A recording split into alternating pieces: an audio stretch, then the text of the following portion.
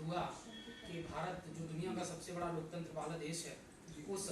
लोकतंत्र के मंदिर संसद भवन में मुझे जाने का सौभाग्य प्राप्त हुआ और अपनी बात रखने का सौभाग्य प्राप्त हुआ। और पूज्य स्वामी ऋषेश्वरानंद जी महाराज जी के आशीर्वचन, उनके मार्गदर्शन में, उनके निर्देशन में किस तरीके से हम भारतीय संस्कृति और वैदिक सनातन परंपरा को वैश्विक पटल पर गौरव दिलाने के लिए क्या इस देश के जिम्मेदार नागरिक होने के नाते हम इस राष्ट्र को दे सकते हैं, इस देश के लिए अपना सर्वोत्कृष्ट क्या योगदान हो सकता है, इन सब को लेकर के भारतीय परंपरा को आगे बढ़ाने के लिए मैं कार्यरत हूँ। और पूज्य स्वामी जैसा हमारे गुरुजी ने अभी बताया आपको,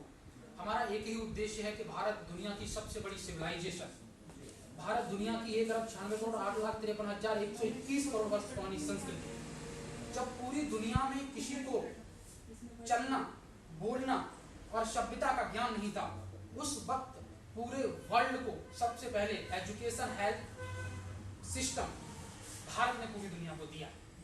और आज भी एक बार फिर से हम उस मोड़ पर खड़े हैं कि पूरे विश्व को आज भारत की आवश्यकता है। और हम चूंकि पूरे वर्ल्ड में सबसे ज्यादा युवाओं की आबादी वाले हैं, जहां 65% से ज्यादा आबादी युवाओं की है, और आज भारत को बहुत बड़ी आवश्यकता युवाओं की है। इसलिए हम सब एकजुट होकर के एक मंच पर आकर के, न कोई हिंदू न कोई मुसलमान, लेकिन सबसे पहले हम भारतीय हैं, सबसे पहले हम वैदिक हैं, क्योंकि हमने जो उद्घोष किया, स्वामी विवेकानंद ने जो उद्घोष किया, महर्षि दयानंद ने, उनके उद्घोषों को, उनके सिद्धांतों को लेकर के, नैतिक आदर्श मूल्यों पर चल करके और भारतीय सनातन को किस तरीके से वैश्विक पटल पर गौरव दिला सकते हैं, इसको लेकर के हम सब लोग काम कर रहे हैं। और हम चाहते हैं कि आपकी जो लोकतंत्र की आवाज है, जो लोकतंत्र की मुहिम है, ये किस तरीके से सार्थक रूप में इस देश को एक नई विचारधारा और एक नया आयाम दे सकती है। हम भी चाहते हैं कि लोग भी इस मुहिम के साथ जुड़ें, और हमारा प्रयास लगातार रहता है कि हम चेतन ज्योति आश्रम के माध्यम से कि इस देश को, इस देश के युवाओं को, महिलाओं को एक नई दिशा और एक नई विचारधारा दे सके, जिससे भारत फिर से परम वैभवशाली जगत गुरु विश्व गुरु भारत, आर्थिक और आध्यात्मिक दृष्टि से संपूर्ण विश्व का नेतृत्व करने वाला एक समृद्धशाली भारत बन सके। ये हम सपना देखना चाहते हैं। आपने इतनी कम उम्र में इतना बड़ा ज्ञान, इतनी बड़ी जानकारी देशवासियों को दी, ये प्रेरणा आपको कहाँ से? देखिए, ये प्रेरणा मैं समझता हूँ कि पूज्य हमारे गुरुवर ऋषेश्वरानंद जी महाराज जी, जिनका आशीर्वचन, जिनका आशीर्वाद मार्गदर्शन में मिलता रहता है। और मैंने कहा कि भारत के पास एक ऐसी चीज है, एक ज्ञान का ऐसा भंडार है, भारत के वेद, भारत के शास्त्र, भारत की गीता। और योगेश्वर श्री कृष्ण भगवान ने आज से 5000 वर्ष पूर्व जिस कुरुक्षेत्र की भूमि पर खड़े होकर के दुनिया का सर्वश्रेष्ठ संदेश दिया, एक भारत का, वसुधैव कुटुंबकम की जिस परिभाषा को साक्षात उन्होंने किया, उसको हम अपने अंदर आत्मसात करके उन वेदों को, उन वेदों के उद्घोष को, उनकी ऋचाओं को पढ़ करके एक सदमार्ग की तरफ, अध्यात्म के मार्ग की तरफ अग्रसर होते हैं, तो वो मैं समझता हूं कि मैंने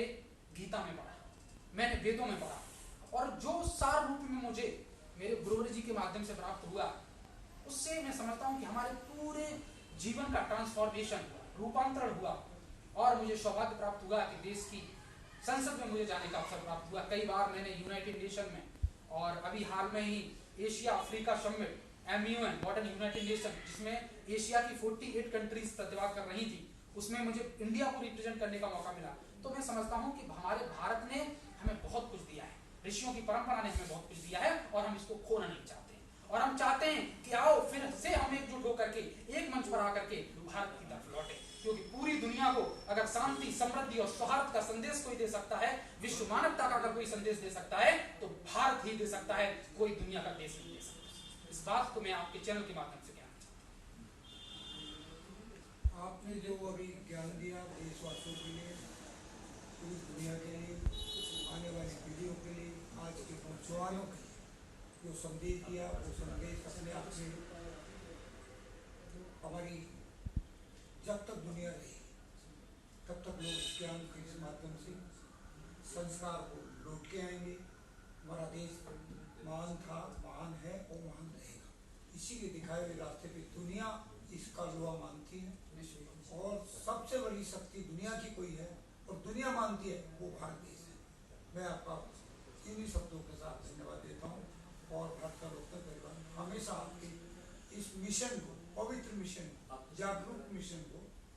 आपके साथ रहेगा।